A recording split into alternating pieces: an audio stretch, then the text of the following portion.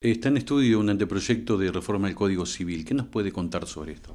Sí, exactamente. En la Asamblea Legislativa, la Presidenta de la Nación anunció el envío al Parlamento Nacional de un proyecto de Código Civil que regiría las relaciones privadas entre las personas a partir de su sanción y promulgación, obviamente. Todavía es un proyecto, es decir, no ha sido aprobado y por tanto no es ley vigente. Pero sí es importante para que todos sepamos qué cambios pueden llegar a suceder en la legislación que nos rige. La legislación civil es la que nos rige todos los días, es la que regula las relaciones entre dos particulares, ¿no? Entre un vecino con otro, entre un comerciante con otro. Es la ley que se aplica más seguido, por decirlo de algún modo, en las relaciones que tenemos entre pares. En cambio, lo que es la Constitución Nacional, generalmente es el derecho público, está relacionado con el posicionamiento que tiene el privado respecto al poder, respecto al Estado, respecto al poder político. Es decir, la Constitución nos dice, nos garantiza qué derechos tenemos, qué límites tiene el poder respecto a nuestra privacidad, a nuestra propiedad, a nuestra libertad de culto, de expresión, de ideas, de trabajo, libertad de circular. Y el derecho privado, que básicamente la ley suprema del derecho privado sería el Código Civil, nos rige en las relaciones que tenemos entre un inquilino y el propietario, entre el esposo con su esposa, la relación entre padres con hijos, la relación que puede tener entre vecinos por una medianera, por ruidos molestos, todas esas cuestiones van vinculadas al derecho privado, el derecho que está en el Código Civil. ¿Qué novedades tenemos o qué Bueno, cambios se podrían dar? hay muchísimas novedades en el código, en el proyecto de código presentado por la Presidenta Fernández. Entre ellos, no se pueden tocar todas en una breve entrevista, pero sí podemos ir desarrollando eventualmente en futuros encuentros todos los temas. Hay cambios en el derecho sucesorio, es decir, qué posibilidades hay de heredar o transmitir el patrimonio después de la muerte, en qué porcentajes, a quiénes. Hay cambios en el derecho de familia, quiénes se pueden casar, cuándo, cómo, por qué divorciarse. Hay una serie de cambios también en el derecho contractual, en el derecho de los derechos reales, que es el derecho de dominio, de condominio. Se regulan los clubes de campo, se regulan los tiempos compartidos, los cementerios privados. Es decir, hay una variación bastante relevante en todos los temas. Yo lo que sugería ahora tratar, que es un tema abierto y fundamental, porque es la parte general del código, del proyecto de código, es la cuestión de la existencia de la persona humana y lo que es nombres, apellidos, qué novedades vamos a ver si en el caso de que este código sea aprobado por el Parlamento Nacional, lo cual es bastante probable por el hecho de que el partido oficialista tiene una mayoría en ambas cámaras, o sea, lo permite la mayoría numérica, y además tenemos que es enviado por el Poder Ejecutivo, es decir, si los dos poderes que colaboran en la formación de una ley están de acuerdo, uno envía el proyecto y el otro tiene las mayorías, digamos, del mismo partido, es muy probable que haya una sanción respecto a este código y sea ley hacia futuro. Bien, uno de los puntos entonces me decía que podemos Por ejemplo, conocer. en cuanto a la existencia de la persona humana, fíjense, lo que dice el nuevo código es que la persona humana comienza con la concepción en la mujer o con la implantación del embrión en ella. Es decir, acá ya vemos que recepta el nuevo código lo que es la posibilidad de inseminación artificial, y también toma posición, que es un tema siempre debatido, que cuando hay personas y cuando nace, desde que se juntan el óvulo y espermatozoide, digamos, y hay una relación. Pero fíjense que en el caso de la inseminación artificial dice con la implantación del embrión en la mujer. Es decir, un embrión, o sea, la unión ya de óvulo y espermatozoide, pero que se encuentra fuera, o sea, no implantado aún en el cuerpo de una mujer, entonces ahí no tendríamos persona humana.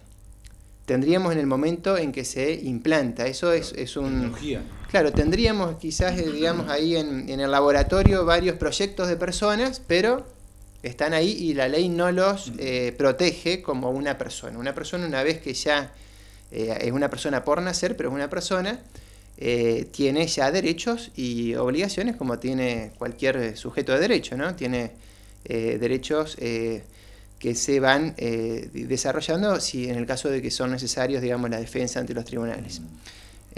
Bien, respecto después al nombre y al apellido, fíjense que actualmente todavía hay cierto... no hay una apertura tan fuerte respecto a la posibilidad de poner cualquier nombre a sus hijos, ¿no? Un matrimonio va y quiere ponerle determinado nombre y por ahí si es un nombre aborigen, un nombre extranjero, puede tener cierta dificultad en el registro civil para que se lo acepten. A partir de ahora no, el Estado ya no se mete y recepta esas minorías que pueden ser minorías de inmigrantes o minorías de pueblos aborígenes y permite que tengamos la posibilidad de poner cualquier nombre. En ese sentido hay mayor libertad para las personas, lo cual sería una buena medida, ¿no? No hay un interés del Estado en que una persona se llame de determinada manera. Lo que es una novedad bastante fuerte es el tema de los apellidos. Ahora, por ejemplo, un hijo matrimonial va a llevar el primer apellido de alguno de los cónyuges, es decir, pone en plena igualdad la mujer del varón. No tiene por qué el hijo tener el apellido del varón. Se rompe con lo que es la tradición argentina de que el varón daba el apellido. En este caso no. Y si no hay acuerdo entre padre y madre, se hace un sorteo.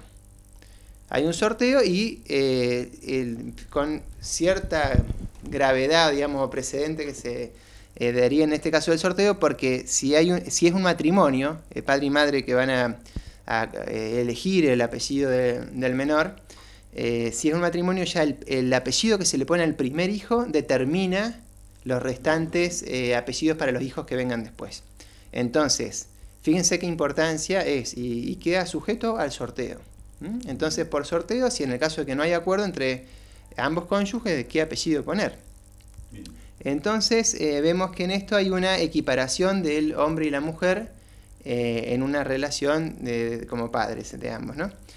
Fíjense que es un dato que hoy no está y que también recepta, rompiendo con otra tradición, también el nuevo código, lo que es la tradición argentina, para bien o para mal, esto lo juzgará cada uno, toma el principio del apellido de familia, que se le llama. Sobre todo en el derecho anglosajón, lo que es en Estados Unidos y en otros lugares. Fíjense que, por ejemplo, Barack Obama tiene su mujer Michelle Obama, ¿no es cierto? O Hillary Clinton. Bill Clinton está Hillary Clinton. O sea, la mujer lleva el apellido del varón en esos casos, pero puede ser al revés. Acá, cualquiera, dice la ley, el proyecto de ley de Código Civil, cualquiera de los cónyuges puede optar por usar el apellido del otro con la preposición de o sin ella. Es decir, uno en esos ejemplos podría ser Hillary de Clinton o decir Hillary Clinton directamente. O sea, su mujer podría decir María Arín, por ejemplo. Ya saca el apellido que viene de familia del otro cónyuge y directamente tienen un apellido de familia. Entonces los hijos, la mujer y el esposo,